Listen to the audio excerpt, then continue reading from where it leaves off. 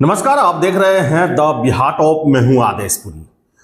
बात करेंगे इस वीडियो में हम TRE-4 और लाइब्रेरियन भर्ती परीक्षा को लेकर।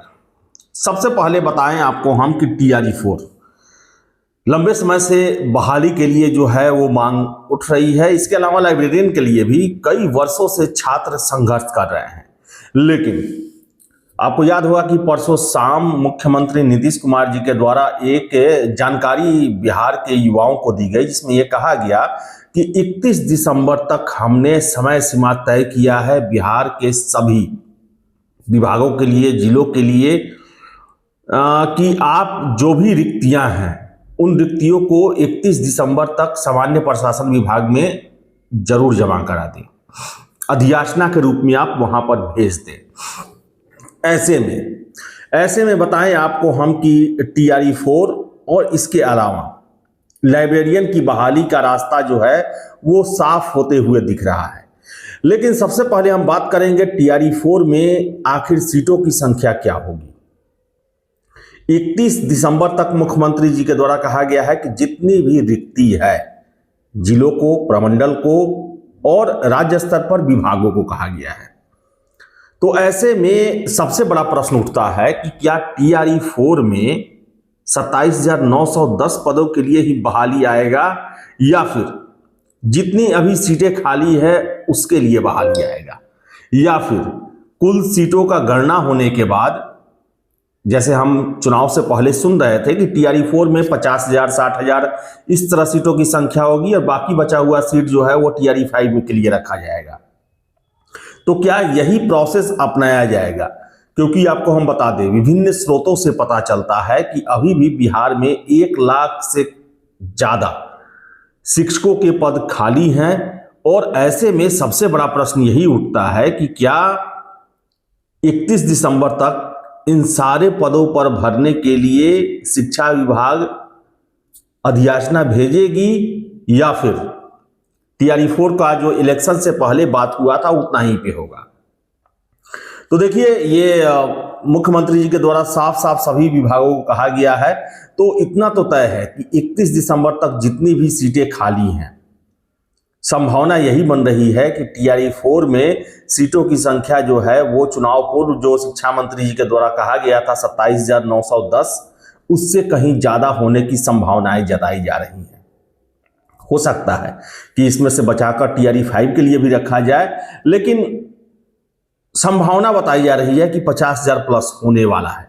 50,000 से अधिक जो है वो TRE-4 में हो सकता है।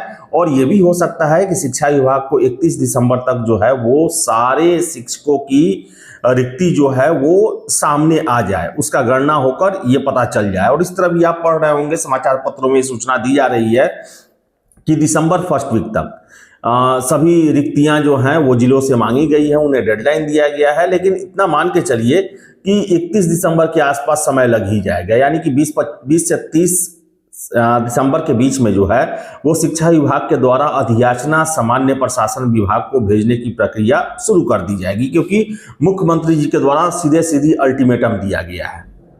अब लाइब्रेरियन को लेकर बता दें कि लाइब्रेरियन का पात्रता परीक्षा पहले होना है, उसके बाद इनकी बहाली होने वाली है। तो ऐसे में ये भी खबर निकल के आ रहा है कि दिसंबर में जो है वो इनके पात्रता परीक्षा से संबंधित कोई सूचना जारी की जा सकती है।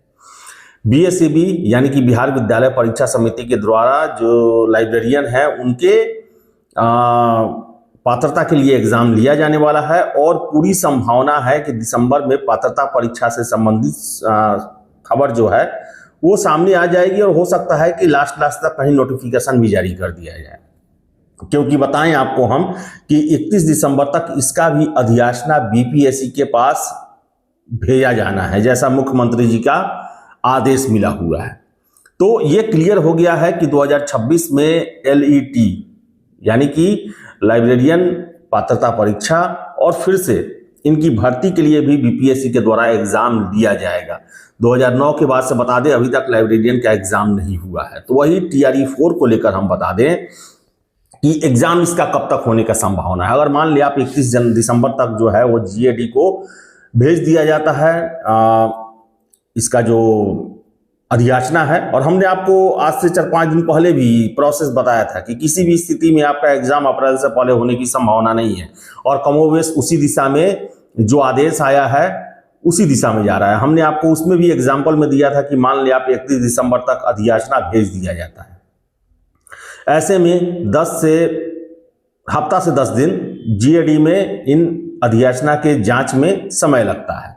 कोई त्रुटि हुआ तो फिर उसके लिए शिक्षा विभाग से संपर्क किया जाएगा। तो 10 से 15 दिन मैक्सिमम मान ले कि ये जीएडी में रहेगा, उसके बाद बीपीएससी को पहुंच जाएगा। उसके बाद बता दें कि बीपीएससी को सॉफ्टवेयर डेवलप करने में, और आपने देखा होगा कि 2-3 रोज पहले जो है वो बीपीएससी के एग्जामिनेशन कंट्रोलर साहब का एक इंटरव्यू आया था, उसमें उन्होंने कहा था कि लगभग 2.5 महीने लग जाता है। कहने का मतलब है कि नोटिफिकेशन जब अधियाचना आता है उस समय से एग्जाम लेने तक 2.5 महीने लग जाता है लगभग। तो आप देख ले, अगर जनवरी में इनके पास 15 जनवरी के आसपास अगर अधियाचना आता है तो यहाँ से 2.5 महीने आप जोड़ेंगे तो ये अप्रैल ही जाता है।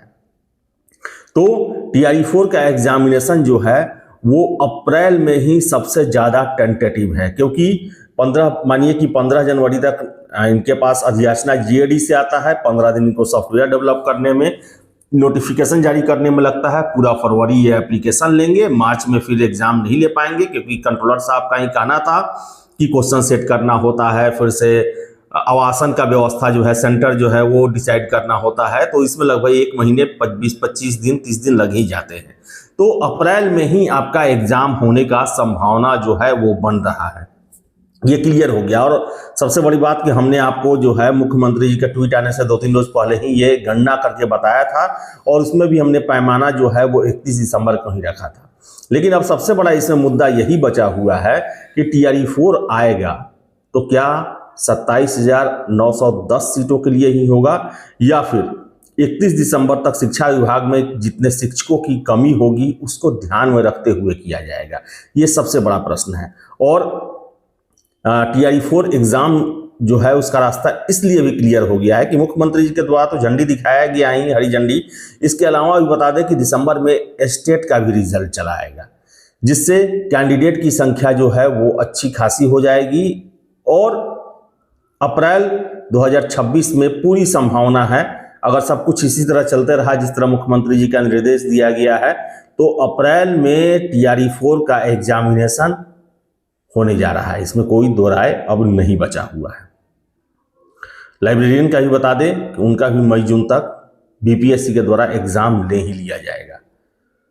तो देखिए आगे जिस तरह अपडेट आता है हम आपको अपडेट देते रहेंगे। फिलहाल इस वीडियो में इतना ही। वीडियो पसंद आया लाइक शेयर करें, हमारे चैनल द बिहार टॉप को सब्सक्राइब जरूर कर लें।